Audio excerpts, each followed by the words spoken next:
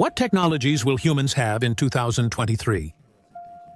Let's take a look at prototypes and trends that will definitely surprise some people and maybe, on the contrary, upset others and make them think about where this crazy world is heading. Let's begin with the most discussed industries and end with the most astonishing ones, starting with quantum computing. In the field of quantum computer development, several significant events may happen in 2023. It is expected that this year will see the release of the first commercial model of a quantum computer. Fujitsu and the Riken Research Institute plan to start commercial production of quantum computers in 2023. This computer will be much more powerful than Frontier, the fastest supercomputer produced to date.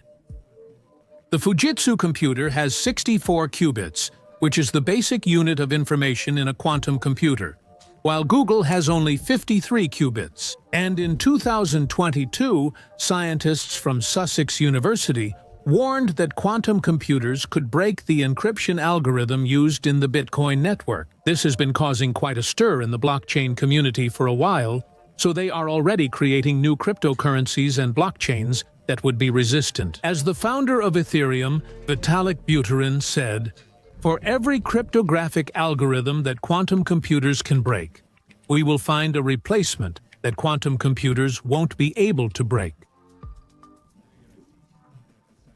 In 2022, social networks were flooded with beautiful images created by neural networks. It seems that now you can draw anything you want in just 2 clicks. Image generation using neural networks has turned into a separate art form.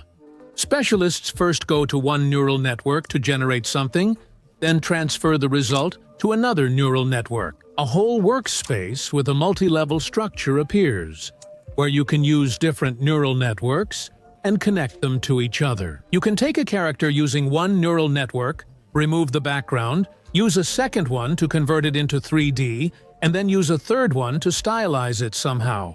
You can feed an image to a neural network, and it will tell you what prompt can be used to generate it. In other words, to do prompt reverse engineering. This is basically a detailed request, often a large, complex text with its own keywords and specific syntax. Creating prompts has also become a kind of profession, or even an art, but you can make it simpler. Instead of text queries, you can just paste links to 2 joint photographic experts group images into the program's search bar. An artificial intelligence mixes 2 different images into one, combining the pictures in terms of color, composition, details, imagery, and styles. There are also some growing pains. For example, hands don't always turn out well. Given how quickly neural networks are advancing, this likely won't be an issue much longer. There are already developments for working with video. These are frames from Meta Corporation. This is the result of a neural network that turns uploaded images into video. The original file is integrated with learned video clips, and as a result, the image starts moving roughly the way the depicted object should.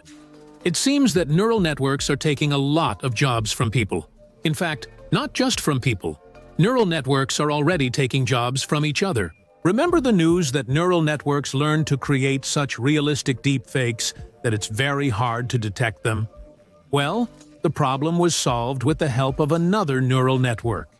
Intel introduced the fake catcher neural network, which detects deepfakes with up to 96% accuracy.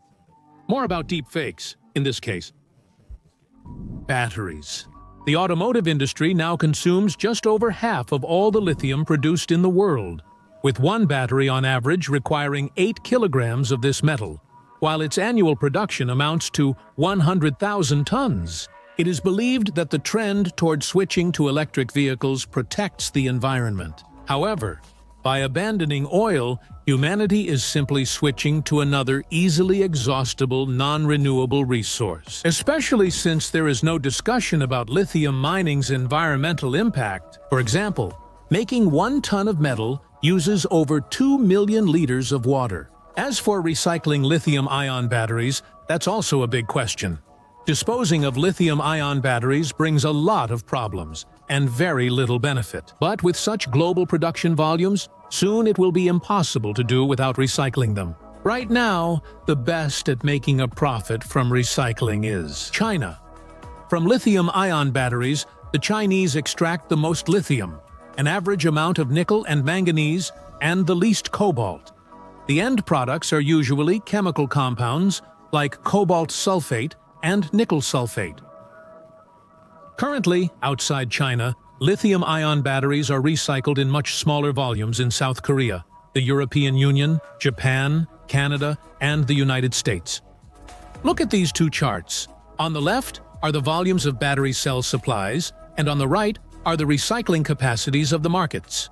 These forecasts show global recycling isn't matching production. Apparently, soon most developed countries will be sending their batteries to China for recycling. According to all the traditions of global waste colonialism, we talked about these features of global waste flows in another episode. And now we'll continue about batteries. Maybe 2023 is the year that promises a revolution in energy storage technologies, and we'll finally say goodbye to lithium-based production. Let's not look at the obvious scams that are created just to take investors' money, but consider the actual advances by battery giants like contemporary Amperex Technology Co., Limited Murata, Panasonic, along with BMW, Toyota, and other major companies.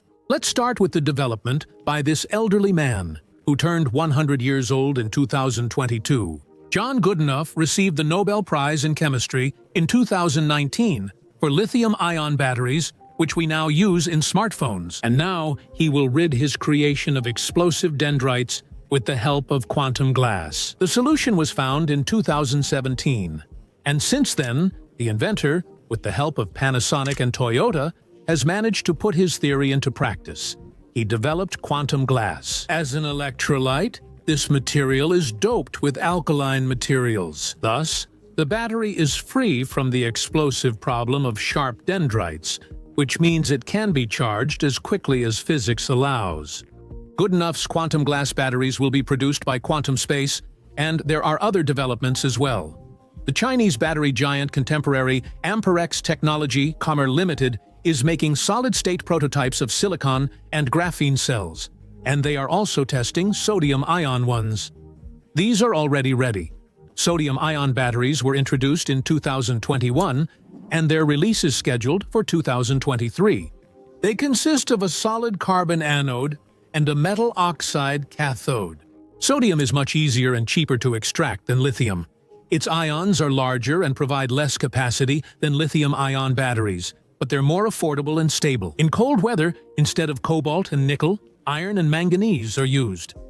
There are also developments in silicon, graphene, and composite electrodes. Commercial samples of silicon-based electrodes are ready, and graphene ones are expected by 2025. They will replace graphite anodes in existing lithium-ion electrochemical systems.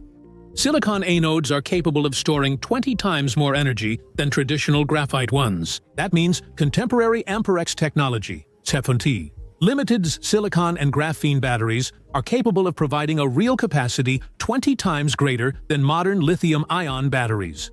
There are also liquid metal calcium antimony batteries, which could become a replacement for lead-acid batteries. The first prototypes are already being installed at solar and wind power plants, and mass commercial samples will be tested in 2023. Their purpose is stationary energy storage. They have a liquid calcium anode, a liquid cathode with antimony particles, and a molten salt electrolyte. They are cheaper and safer than lithium iron phosphate and lithium titanate batteries, while lasting longer and requiring no maintenance, unlike lead-acid batteries.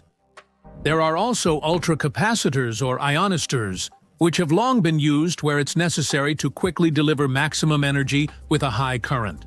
Their efficiency is up to 98%. Such capacitors are used instead of lithium-ion batteries, for example, in premium car dash cams. They last longer and also cannot catch fire. In conditions of extreme temperature fluctuations, ultracapacitors store more energy at the same size as regular storage capacitors. Their technology is based on the principle of vertically oriented carbon nanotubes, and it's used by many American startups trying to speed up fast charging of electric vehicles. The high cost of such systems does not yet allow them to become widespread, but in certain niches, they will find their place as early as 2023. Some say we've heard about similar developments for 15 years, but the everlasting battery still isn't on the market. And this is exactly what you would call a real global conspiracy. They're not completely right. New technologies are regularly implemented. In fact, the fast charging of most phones is a visible result of such improvements in lithium-ion batteries. For example, Xiaomi and Huawei now use lithium-ion batteries with a silicon-oxygen anode, instead of the usual graphite one like everyone else, and only in certain flagship expensive models. These technologies started being researched 6 to 7 years ago. That's how long it took to commercialize. Here's another example of a long commercialization period. Next-generation solar panels made from calcium titanate. Perovskite, discovered almost 200 years ago, has only recently started being considered as a promising material for creating cheap and efficient solar cells. This mineral is rare on Earth, but in the early 2010s, scientists were able to create its synthetic counterpart, calcium titanate. The well-known journal Science even included perovskite in the top 10 breakthrough inventions of 2013. And now, about a decade has passed, and the technology is finally starting to catch up. A solar cell with 2 perovskite layers has achieved a record 27% efficiency developed by United States and Canadian scientists. Each layer absorbs a different part of the spectrum. Another team, scientists from a subsidiary of Oxford University, also achieved similar results. For now, this is a technology where a layer of perovskite is applied to a silicon base, but over time, the developers expect that the silicon layer can be removed completely. The world premiere of a sun protection installation with perovskite solar modules took place in Lublin, Poland on August 24. The company Sol Technologies launched the first installation with photovoltaic blinds, sun protection screens with perovskite solar cells. The Chinese are also keeping up. In 2022, the Chinese perovskite cell manufacturer Microquanta Semiconductor began construction of a 12-megawatt ground-based solar power plant. And finally, wrapping up with energy, let's take a look at this small sand battery in Finland. It looks like a tall 7-meter bunker, inside of which there are about 100 tons of low-grade sand. It's well suited for energy storage thanks to its high heat capacity. Sand, like stone, heats up slowly and also cools down slowly. The heat comes from renewable energy sources like wind turbines and solar panels. The sand is heated to 500–600 degrees Celsius and kept at that temperature for months. During cold weather, the stored heat is used to heat homes. Given earlier news, of course, this is not a breakthrough technology at all, but you have to admit, they implemented it quite well there in Finland. Home assistant robots in robotics hardly surprise anyone anymore, but they are gradually improving and becoming more versatile. If before they were more like toys, now they are really taking on the role of assistants. A vivid example of this is the Bot Handy robot from Samsung. It can fold laundry, bring drinks, load the dishwasher, pour wine, and even set the table. The droid is equipped with powerful artificial intelligence, which allows it to recognize objects and even analyze the materials they are made of to calculate the gripping force. But it's not just peaceful developments that have distinguished global robotics. Military machines are also astonishing. The drone, created by the Israeli company Elbit Systems, can be launched manually or from a multicopter. It can carry multiple kamikaze drones and is built to strike targets in buildings and tunnels. The kamikaze drone can also create three-dimensional maps of the area, and the software, based on artificial intelligence, allows it to classify targets. However, the manufacturers warn that any equipment can malfunction, and during a targeted elimination, for example, it could result in a tragedy. That's why representatives of Elbit pointed out that, in the end, it's still a soldier who presses the elimination button. Artificial meat. There are quite a few startups in this field, but this is already a real industrial result. The Israeli company Redefine Meat has created a 3D printer that prints meat. It can produce 15 tons of products per day. Moreover, you can adjust the degree of firmness and even the percentage of fat. In artificial steaks, the printer produces muscle, fat, and blood components, making them difficult to distinguish from real meat. The ingredients are chickpeas, soy, peas, beets, nutritional yeast, and coconut milk. In total, the company has 8 meat printers, 2 in Israel and 6 in the Netherlands. Currently, the company is working to make the structure and taste of artificial meat even closer to natural meat. Neurointerfaces. Bill Gates was expected to work on chip implantation, but Elon Musk did it first. He already reported Neuralink's successes at the relevant conference in a video. Using the chip, the computer converted neural impulses into data, which allowed the monkey to type text and even compose a meaningful message. Can I have some treats, please? The next goal is to implant the chip into a human brain. In fact, they're planning to finish this in 2023. The startup has already submitted most of the documents to regulators so they can get permission to test the chips on humans. According to Musk, the engineers want to make everything as safe as possible and also ensure that the chip itself integrates smoothly and is not rejected by the human body. One of the main goals of Neuralink is to help people with disabilities. The chips will allow paralyzed people to regain the ability to communicate. The startup is also working on eye implants that will restore vision, and on chips that can be implanted in the spinal cord to restore limb mobility. In fact, similar developments are not exclusive to Elon Musk. Scientists in Texas developed a wheelchair that paralyzed people can control with their minds. Some volunteers achieved 98% accuracy after a training course. Paralyzed people controlled wheelchair direction by imagining moving body parts, such as their hands to turn left or their legs to turn right. The computer read the volunteers' neural signals and turned them into commands for the wheelchair. But will humanity even need this in 2023 if a nuclear apocalypse, which scares many, is looming? Lately, world news reports have, to put it mildly, given anxious people plenty of reasons to think about this. But we'll have a separate episode about that, so subscribe to notifications so you don't miss it. I think it's time to wrap up.